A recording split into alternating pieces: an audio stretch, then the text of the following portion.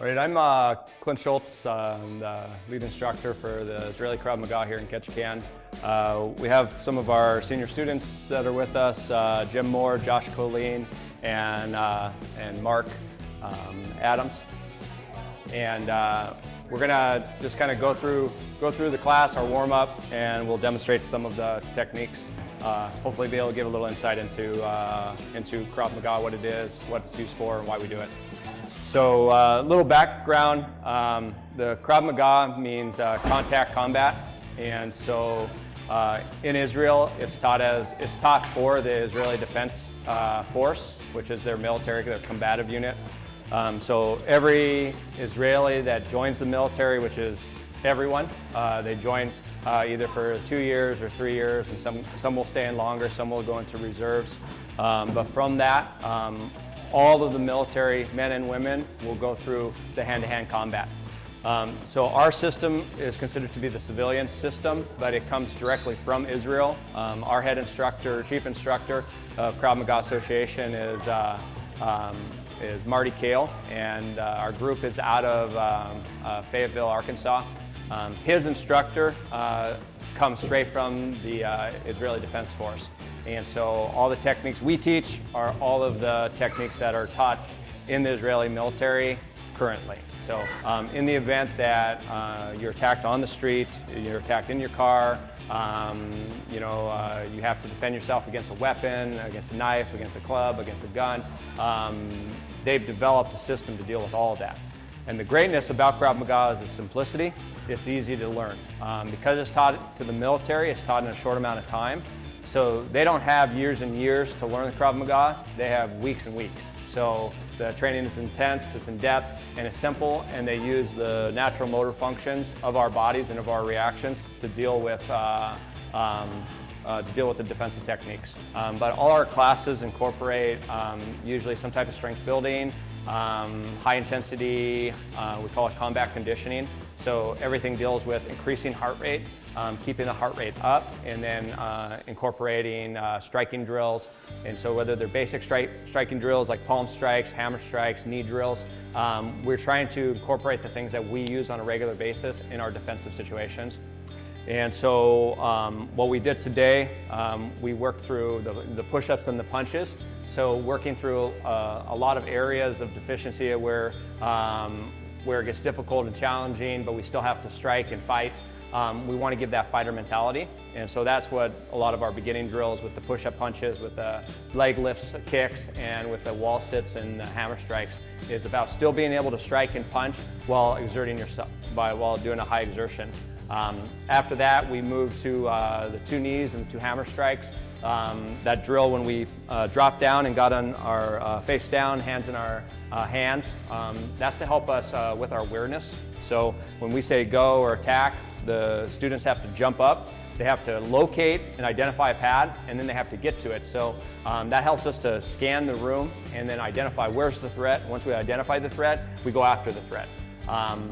Israelis use a method called the pressure cooker, which is they always push, push, push. So attack in, and that's to help us cue in that when we've identified the threat, that we're going to go after it, and we're not going to stop until the threat's down, and then we're going to evaluate our area, and then we're going to take off.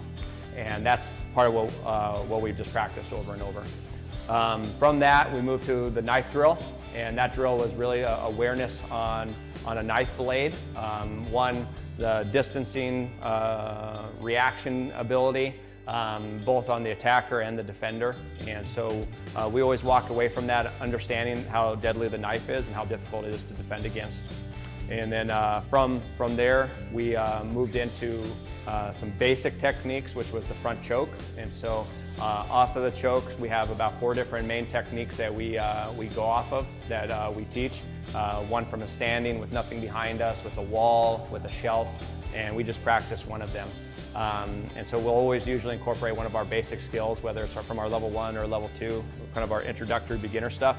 And then we add in, once we feel like the techniques, people are getting it, we add in the stress drill, which is, high exertion, then get attacked, see how you react to it.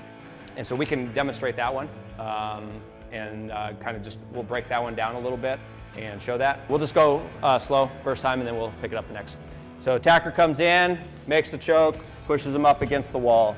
Defender is going to come in, scoop at the hands, and they're going to sweep it behind, which pulls us in. Knee to the groin, which scoops us down. They're going to scoop into forward control, gooseneck, and underneath the arm. They're going to step out, driving us into the wall, slamming us into the wall. From here is 2 knees to the groin, 2 hammers to the base of the neck.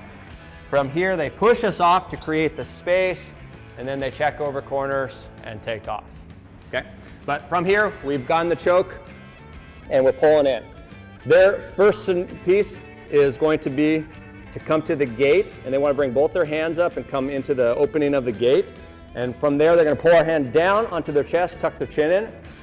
In here, what they're trying to do is they want to keep themselves from being able to get choked out or pass out so that they have an opportunity to fight.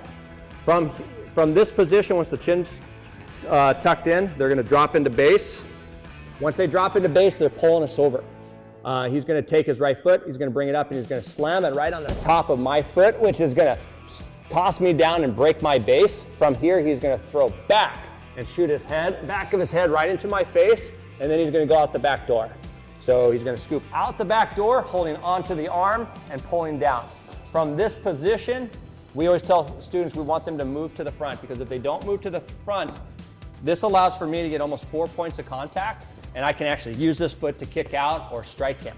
But if he moves to the front, I can get 4 points of contact, or he can even put me on my belly, whatever he wants. But once I'm here, he can strike with his knees, boom, striking with knees, hammer strikes to the base of the neck, boom. And then he'll push off and push me away. Okay, and that kind of brought us to our last one, which is basically from that position, what happens if someone takes you to the ground. So if Jim grabs me and he does the choke, so I'm going to treat it exactly the same. I'm going to scoop those hands to try to catch the eyes if I can. I'm going to bring it down, tuck my chin. Now, he does not allow me to get to my base. He's either going to kick my knee out and drop me back. Now we're going to the ground. Once we're on the ground, what I'm going to do is I'm going to bring my knees up.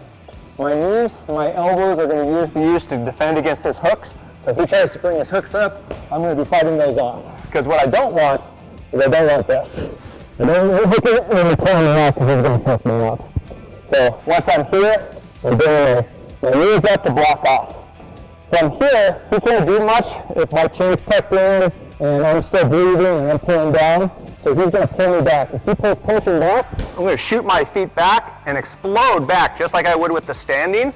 And then I'm going to jump my hips over to the left to open up groin shots. From here, elbow groin or palm strikes to wherever I'm at. So elbow, elbow until he releases. Once he releases, I'm going to rotate into him, create on 4 bases, push into the abdomen chest area, and I'm pushing off and getting away. We teach Wednesday night, and that class runs over at the First Assembly of God Church on 3225 Fairview. That class runs 6 to 7 is our Krav class, and then 7 to 8 is our Filipino Arnis class. And then every Friday here at the Rec Center, and that class starts at 5, gets done at 6:30. You check in at the Rec Center for this class. Our Wednesday class, people just go through me for that. And then we post all of our seminars both on our website as well as on our Facebook page, and that is Ketchikan Krav Maga on Facebook. And so all of our information's on there, and if not, people can just get a hold of me or reach out to any of our students, and they can kind of direct them for what they'd like to learn. So